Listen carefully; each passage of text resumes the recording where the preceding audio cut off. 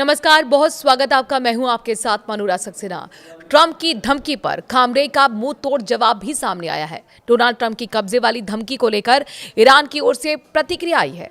वहां के national security chief ने सीधे सीधे कहा है कि अगर कोई ईरानी लोगों का हत्यारा है तो वो ट्रंप और नेतन्याहू है।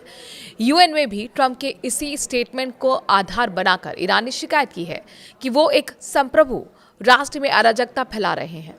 देश में फैले प्रदर्शनों की आग में घी डालकर ट्रंप अपने हाथ सेक रहे हैं।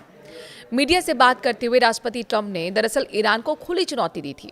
जब एक पत्रकार ने पूछा कि ईरान कह रहा है कि अगर अमेरिका हमला करता है तो वो जवाब देगा, इस पर ट्रंप ने मजाक उड़ाने के मूड में कहा, हाँ, ईरान ने पिछली बार भी यही कहा था, तब मैंने उनके परमाणु ठिकानों का उड़ा दिया था जो अब उनके पास नहीं है, इसीलिए उन्हें सही से पेश आना चाहिए।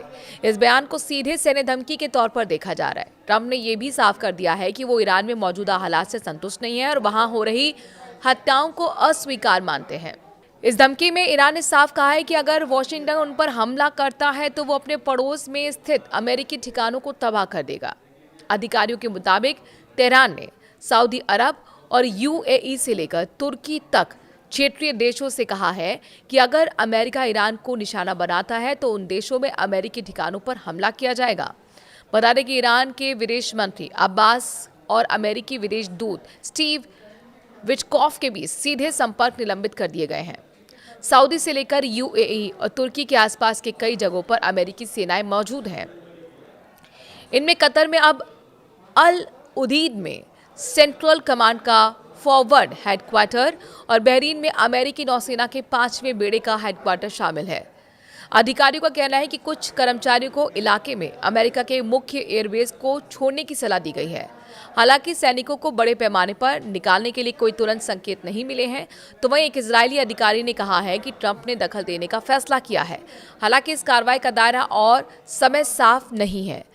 मंगलवार को दिए गए इंटरव्यू में ट्रंप ने वादा किया था कि अगर ईरान प्रदर्शनकारियों को फांसी देता है तो बहुत बड़ी कार्रवाई होगी। बता दें कि ईरान ने बुधवार को 26 साल के इरफान सुल्तानो को फांसी देने का फैसला किया था।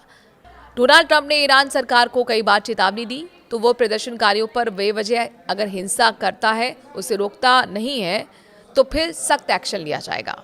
यहाँ तक कि ट्रंप ने प्रदर्शनकारियों से अपील भी की वो ईरान के संस्थान पर कब्जा करें और मदद जल्द ही भेजी जा रही है। एक मानवाधिकार समूह ने कहा कि ईरान में कट्टरपंथी मजहबी सरकार के खिलाफ अब तक की सबसे बड़ी विरोध प्रदर्शनों में 2600 लोगों की मौत हो चुकी है, जबकि कई हजार घायल हैं। अब तक 12,000 से ज्यादा लोगों को गिरफ्तार किया गया है।